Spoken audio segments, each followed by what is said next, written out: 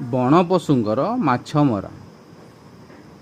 ଥରେ ଜଙ୍ଗଲରେ ପଶୁମାନେ ମାଛ ମାରି ବାହାରିଲେ।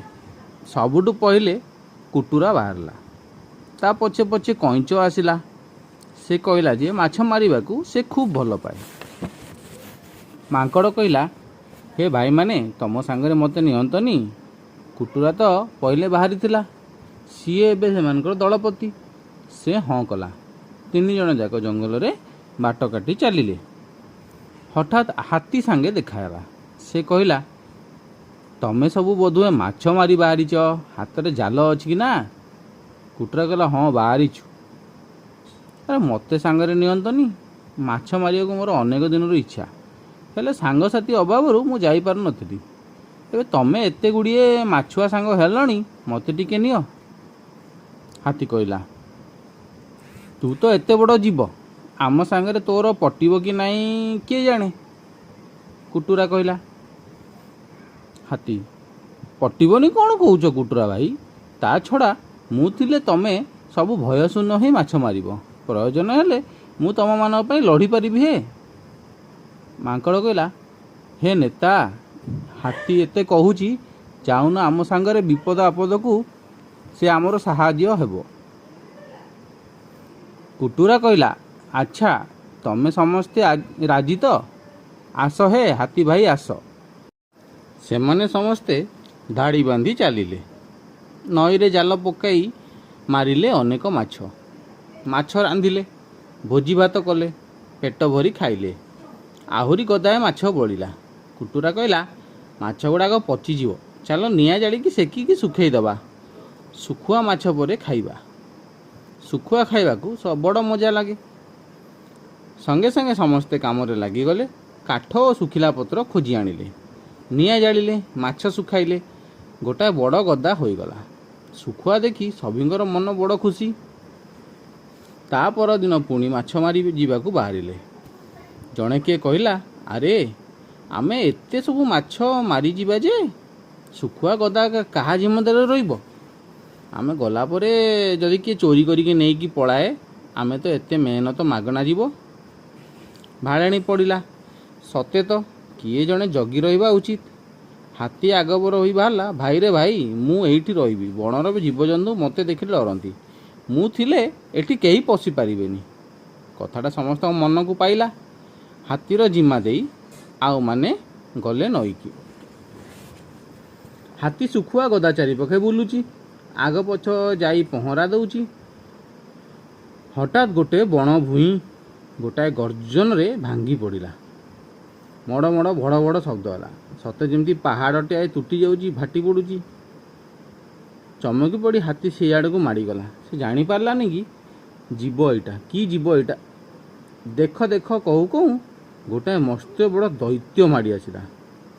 ଓହୋରେ ମାଛର ଗନ୍ଧ, ଓହୋରେ ଖାଇବି ଦିଅ, ଓହୋରେ ଶୁଖିଲା ମାଛ, ଓହୋରେ ଏଇ ଖାଇଲି ଖାଇଲି କହିକି ସେ ହାତ ପସାରି ମାଡ଼ି ଆସିଲା।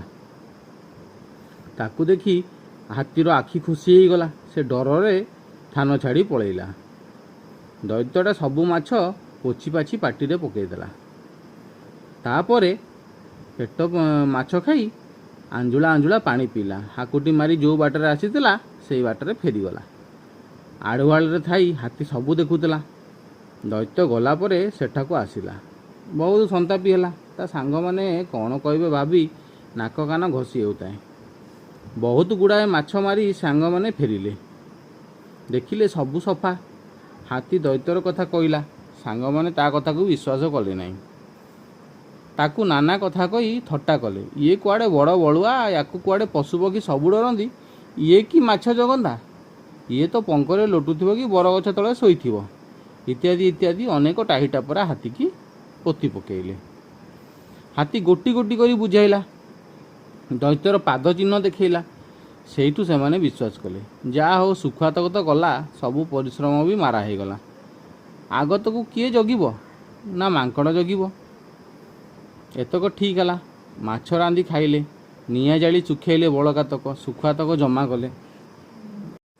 ତା ପରଦିନ ମାଙ୍କଡ଼କୁ ଜଗେଇ ଦେଲେ। ସେମାନେ ଗଲେ ମାଛ ଧରି। ମାଙ୍କଡ଼ ଗୋଟିଏ ଡେଙ୍ଗା ଗଛର ଅଗର ଟିପକୁ ଗଲା। ସେଇଠି ଡିଆଁ ଡେଇଁ କରୁଥାଏ। ହାଲିଆ ଲାଗିବାରୁ ଗହଳିଆ ଜାଗାଟିଏ ବାଛି ଟିକେ ଶୋଇପଡ଼ିଲା। ହଠାତ୍ ଭଡ଼ ଭଡ଼ ମଡ଼ ମଡ଼ କରି ଦୈତ୍ୟଟା ଆସିଲା। ଆଉ ଓହୋରେ କରୁଛି ଭୋକ, ଓହୋରେ ମାଛକୁ ଦେଖ ଇତ୍ୟାଦି କହୁ କହୁ ସେ ମାଛ ଗଦା ଉପରେ ମାଡ଼ି ବସିଲା। ଗାଉଁ ଗାଉଁ କରି ଗଦା ଗଦାକ ମାଛ ରୁଣ୍ଡାଇ ପୁଣ୍ଡାଇ ଖାଇଗଲା। ପେଟେ ପାଣି ପିଇଲା। ହାକୁଟି ମାରି ମାରି ଯେଉଁ ବାଟରେ ଆସିଥିଲା ସେଇ ବାଟରେ ଚାଲିଗଲା। ବିଚାରା ମାଙ୍କଡ଼ ଏମନ୍ତ ଜୀବ ଦେଖିନଥିଲା। ଗଛଟି ପରେ ଥାଇ ସେ ବରଡ଼ା ପତ୍ର ପରି ଥରୁଥାଏ। ପାଟିରୁ ତାର ପଦେ ହେଲେ କଥା ବାହାରୁ ନଥାଏ। ଦୈତ୍ୟଟା ଚାଲିଗଲା ପରେ ସେ ହାଉଳି ଖାଇ ପାଟିଗଲା। ତଳେ ପଡ଼ୁ ପଡ଼ୁ ଅଧା ବାଟରେ ଲଟକିଗଲା। ସ୍ୱପ୍ନରେ ଯେମିତି ଲୋକ ପାଟି କରନ୍ତି ସେମିତି ବୋବାଳି ଛାଡ଼ୁଥାଏ। ଏହି ସମୟରେ ମାଛ ଧରାଳି ସାଙ୍ଗମାନେ ଆସିଗଲେ। ମାଙ୍କଡ଼ ଥରି ଥରି କହିଲା, ହାତୀ ଯାହା କହୁଥିଲା ସତ କଥା, ଏ ତ ଗୋଟାଏ ଭୂତ ପରି ଦୈତ୍ୟ।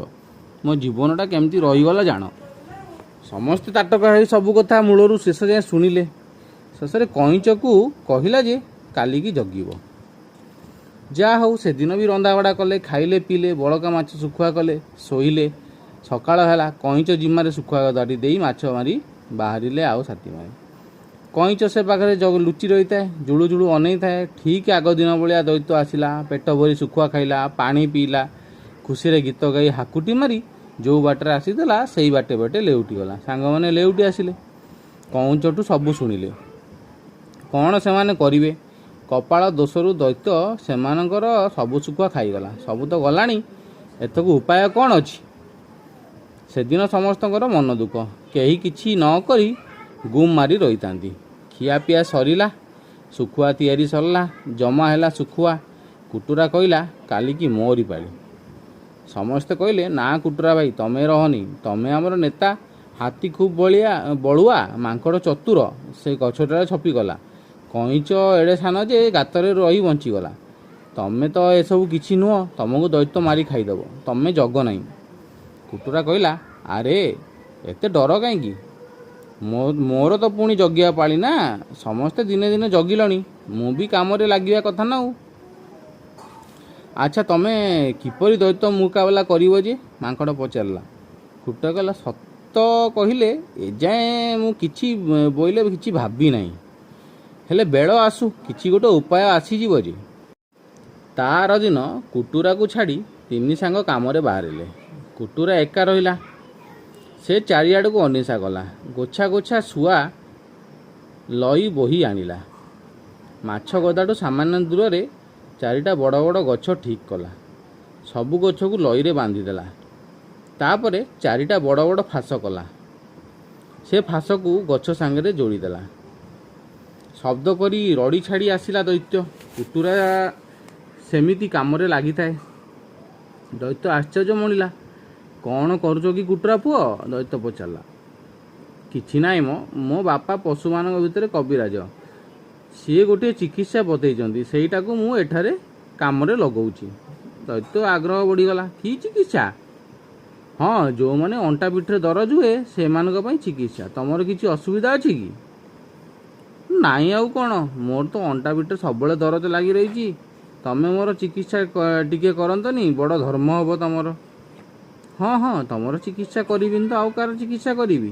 ତମେ ତ ଏ ବଣ ମୂଲକର ରଜା, ହେଲେ ମୋତେ କିଛି ମଜୁରୀ ଦେବ ନା? ଦୈତ୍ୟ କହିଲା, ହଁ ହଁ, ନିଶ୍ଚିତ ଦେବି। ଏଭଳି କହି କୁଟୁରା ପାଖକୁ ଲାଗି ଆସିଲା। ହାମୁଡ଼େଇ କରି ମୁହଁ ତଳକୁ କରିକି ଶୋଇପଡ଼। ଦୈତ୍ୟ ସେମିତି କଲା। ଏବେ ହାତ ଗୋଡ଼ ଛୋଟ କରି ପସାରି ଦିଅ। ଦୈତ୍ୟ ବି ସେମିତି କଲା। କୁଟୁରା ତାର ହାତ ଗୋଡ଼ ଚାରିରେ ଗୋଡ଼ରେ ଲଇର ମୋଟା ମୋଟା ଫାଶ କଷିଦେଲା। ଦୈତ୍ୟ ପଚାରିଲା, ଏ କ'ଣ କରୁଛ କବିରାଜ ପୁଅ?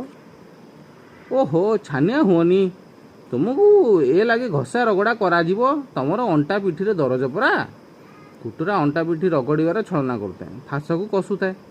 କିଛି ସମୟ ପରେ ତା ବନ୍ଧୁମାନେ ଆସିଗଲେ। ସେମାନେ ପାଟି ଶୁଣି ଦୈତ୍ୟ ଉଠିବାକୁ ଚେଷ୍ଟା କଲା, ମାତ୍ର ସେତେବେଳକୁ ତାର ଚାରି ଗୋଡ଼ ଯାକ ଗୋଡ଼ ହାତରେ ଫାଶ ଲାଗି ସାରିଛି। ସେ ମୁହଁ ମାଡ଼ି ପଡ଼ିଛି, କଡ଼ ଲେଉଟାଇ ପାରୁନାହିଁ, ହାତ ଗୋଡ଼ ଚାଲି ପାରୁନି। ଭିଡ଼ା ମୁଡ଼ାରେ ଫାଶ ଆହୁରି ଆହୁରି ଟାଣ ହୋଇଗଲା। ସମସ୍ତେ ମିଶିଲେ ଦୈତ୍ୟକୁ ମାରିଲେ, ନିଆଁ ଲଗାଇ ପୋଡ଼ିଦେଲେ। କୁଟୁରାକୁ ପଚାରିଲାରୁ ସେ ଖାଲି କହିଲା, ଆମେ ତ ସାନ ଜୀବ, ଦିହରେ ବଳ ନାହିଁ, ମୁଣ୍ଡର ବୁଦ୍ଧି ଟିକେ କରିବା ଆଗସାର ଆଉ। ତାହେଲେ ଜଗତରେ ଆମେ ପାଇ ପାରିବା ଜି। ଏତିକି ସବୁବେଳେ ରଖିବା ମନେ ଭାଇ।